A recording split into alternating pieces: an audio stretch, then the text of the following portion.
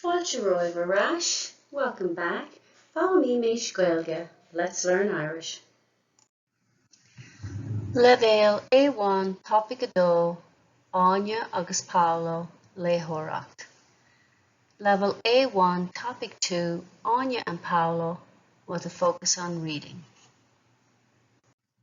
Lemúna Cúlra agus áit Chónaithe. Background and where you live. Frásaí, phrases. Tá mé I mo chónaí, I am living. Tá mé I mo chónaí. Repeat after me. Tá mé I mo chónaí, I gcúnta bhío in County Mayo, I gcúnta bhío, I gcúnta bhío, I sráid baile, I sráid baile. In a village, I sráid baile. I mbaile beag, I mbaile beag. In a small town, I mbaile beag. I gcathair mór, I gcathair mór, I gcathair mór. In a big city, I gcathair mór. I mrúch bhaile dorb Anam Kingston. I mrúch bhaile dorb Anam Kingston. In a suburb named Kingston. I mrúch bhaile dorb Anam Kingston. Frásaí ar lean, phrases continued. Tá mé mo chónaí, faoin tua. In the countryside, faoin tua. Faoin tua, faoin tua. Tá mé mo chónaí cúis farraige. I live by the sea. Cúis farraige, cúis farraige, cúis farraige. Tá mé mo chónaí in Achill San Francisco. I live beside San Francisco. In Achill San Francisco. In Achill San Francisco. In Achill San Francisco. Gar de Limnach. Near Limerick. Gar de Limerick. Gar de Limnach. Cúpla míle ó Gailge. A couple of miles from Galway. Cúpla míle ó Gailge. Cúpla míle ó Gailge. So once again, faoin tua in the countryside, cúis farraige by the sea, in Achill beside, Garda near, cúpla míle ó a couple of miles from. Frásaí eile, some other phrases. Go raibh míle maith. Thank you very much. It literally means 1,000 thanks. Go raibh míle maith. Go raibh míle maith. Go raibh míle maith. Tá fáilte rót. You're welcome. Tá fáilte rót.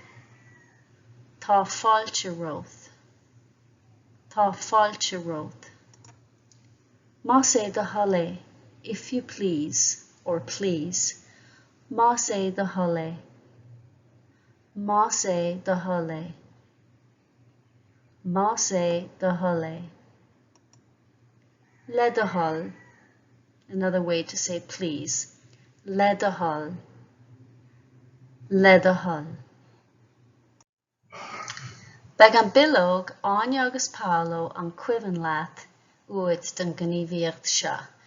You will need the handout Áine and Paulo, do you remember, for this activity? An cuimhin leat, do you remember?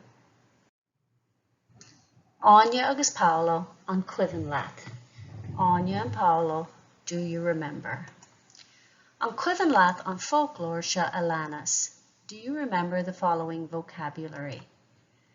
Sulla léon tú an slocht Áine agus Paulo, déan iireacht Gaeilge a chur na frásaí seo Alanas. Before you read the excerpt, Áine and Paulo, try and put Irish on the following phrases. Try translating them. Dain ovele, do it orally. So here we have, what is your name? Where are you from? I live in. Where is that? In the countryside. It's nice to meet you. Agus inis na freagraí. Cad is anam dit? What's your name? Cé as tú? Where are you from? Tá mé machónaí I live in. Cá bhfuil sé sin? Where is that? Faoin tua, in the countryside. Tá si go deas búla leat. It's nice to meet you. Beg an bilóg Áine agus Paulo an slacht uat dan gníomhaíocht seo. You'll need the handout Áine and Paulo on slacht, the excerpt for this activity. Áine agus Paulo an slacht, the excerpt or the passage. Lei an córáthíos agus cór focail amháin I ngach barna. Read the following conversation and put one word in each blank space. Anis, éis leis an mír le do chuid freagraí a cheacáil, and then listen to the sound clip to check your answers. Áine and Paulo meet for the first time on an Irish language course in Dublin. Áine agus Paulo. Díogad, cén taine me tá ort? Áine ní bhaile. Agus tá hain? Cén taine me tá ortsa? Paulo Bocelli. Gab me leis céal? Cad é mar a litrín tú sin?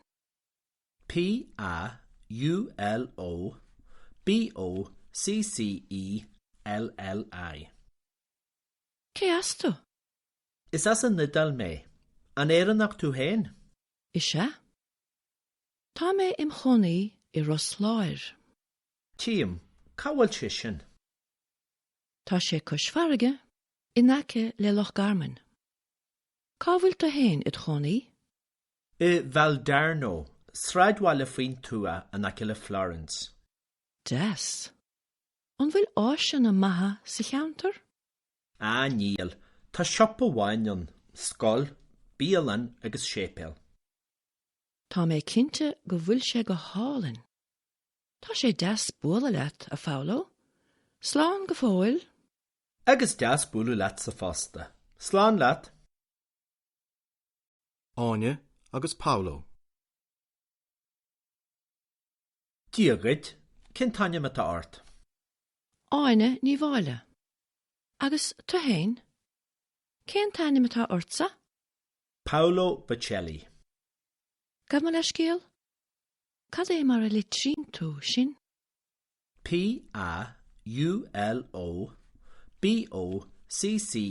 P-A-U-L-O-B-O-C-C-E-L-L-I. Cé as tú? Is as an nidal mé? An éireannach tú hain? Is sé? Tá mé im chonaí I Rosláir. Tíam, cá bhfuil sé sin? Tá sé cosfarige I nace le Loch Garman. Cá bhfuil tú hain I chonaí? I Valdarno, sráidhá le faoin tua an aice le Florence. Des. An bhfuil áiseanna maithe sa cheantar? Á níl, tá siop amháin an, scoil, bíalan agus sépéal. Tá mé cinnte go bhfuil sé go hálan. Tá sé des búla leat a Paulo. Slán go fóil. Agus deas búlú leat sa fásta. Slán leat. Agus inis an script, and now we'll go through the script together. Paulo, díogad, cén taine me tá ort? Áine, Áine ní bhaile. Agus tú féin, cén taine me tá ortsa? Paulo, Paulo Bocelli.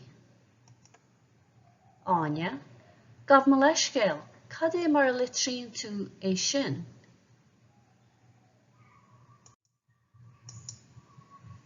Paulo, P-A-U-L-O B-O-C-C-E-L-L-I. Áine, chaos tú. Paulo, is as an idáil mé, an éireannach tú féin? Áine, se, tá mé mo chónaí I ras lár.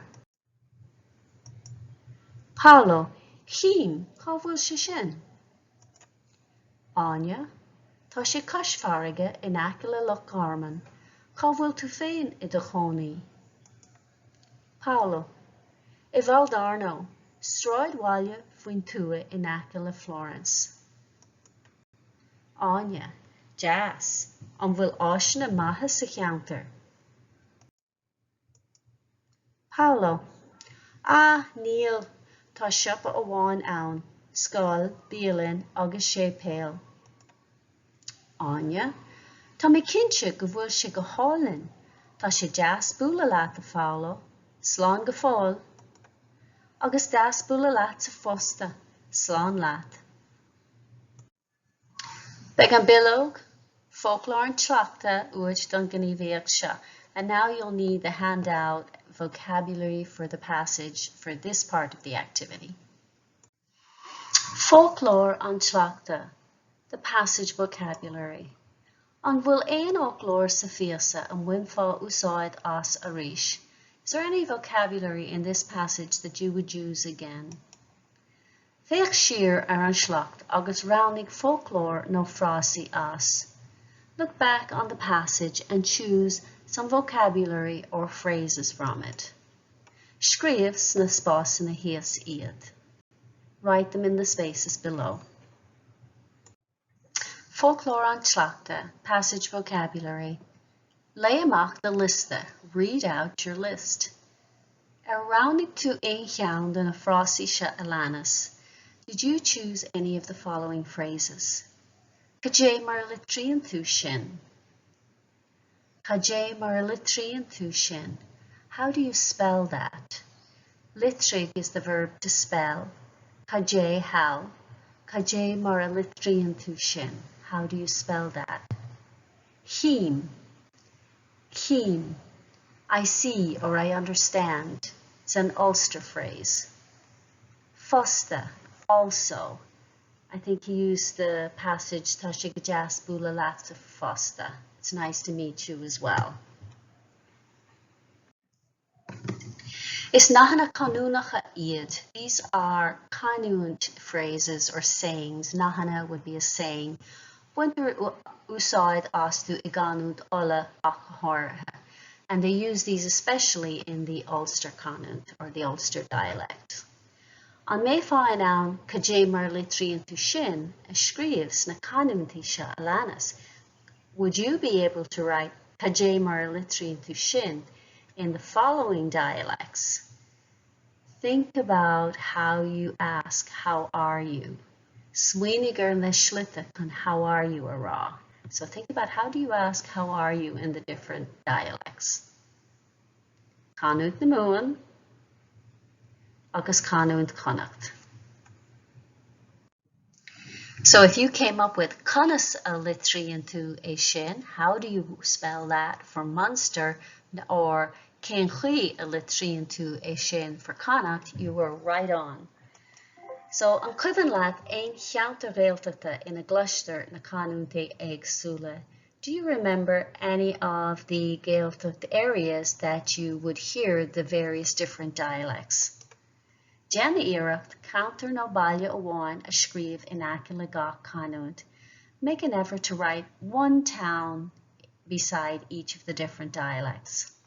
Canúnt na muan, canúnt ola, and canúnt connacht. And that wraps up Rannóg Áine agus Paulo. That wraps up section 8, Áine and Paulo, Cúlra agus Chónaithe, background and where you live. Lecture notes and worksheets to accompany the course are available, along with audio files and links to Quizlet flashcards and study tools. Original files are available to download at Theastas Eorpach na Gaeilge's website, or edited versions can be found at simplyjacintha.com, links in the description box below. Míle buíochas de Theastas Eorpach na Gaeilge as cead a thabhairt úsáid a bhaint as na háiseanna closamhairc atá le fáil suíomh. Many thanks to Theastas Eorpach na Gaeilge for their permission to use the learning resources that are available on their website. Tá súlagam gur bhaint sibh tanavas. I hope you enjoyed this lesson. Like and subscribe if you got some value out of it.